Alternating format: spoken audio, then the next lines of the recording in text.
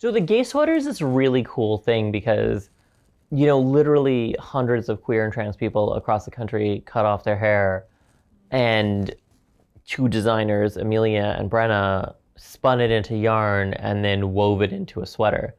And you know what, like I still do today, take transit everywhere. And you're on the bus and you hear these homophobic remarks about the movie or the sweater or the t-shirt being so gay, and to literalize that expression was such an exciting idea for me, because what does it mean to be gay? Right? Like, what does it mean to literalize homophobia and transphobia? So I'm going to backtrack. So we took the sweater across the country, right? And first off, it's like weird, like super weird. And people have a lot of feelings about hair, right? And the culture of hair-based clothing is complicated. I mean, as a Catholic, I'm aware that there's these hair sweaters that were used to torture people. In Nepal, hair is woven in with leftover fabric to make felt and then to make shoes. Hair is this really interesting material, especially human hair. There's an entire art culture from not that long ago, I mean, still even practiced today, where people use hair of their relatives to make wreaths and other sort of flowers to remember those who have passed on. Some even make jewelry out of it. So it was interesting to use hair. And if we imagine that being gay is in your DNA, then it's in your hair.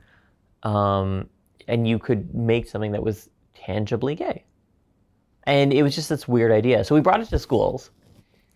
And as an art piece, I think people think about it in all kinds of ways. And it was interesting because in the same day, I did multiple presentations on the sweater. And, this one young queer trans girl tries on the sweater. And at the end of the presentation, she's like, I'd like to cut off my hair and add it to the sweater because I want to be part of this. Like, I want to be part of this legacy, this actual piece of art that's fighting for my rights today, right now, in this moment. And that was really cool, and she saw this value in this object. So what was interesting is so in the same day we did a presentation, and this other student comes up and he wears a sweater and he's standing there and he's like, oh, it's itchy and it's kind of heavy and it's kind of scratchy, it's very uncomfortable. And as he's standing there and we're talking about the sweater, he interrupts and he's like, can I say something? And we're like, of course you can. And the student says, this sweater is homophobia. And I'm like, what do you mean? And he's like, well, the first time you see it, the first time you experience it, it's itchy, it's uncomfortable, there's something wrong about it, but you can't take it off. And the longer you wear it, the more comfortable you get with the abuse. And I'm like, oh my gosh. You know what I mean? Like, one student sees this object as a point of liberation that she wants to be part of, and another student sees it as like a literalization of the oppression that they face in their school. It was remarkable. And so we brought the sweater to every province and territory, and we got students to try it on and play with it.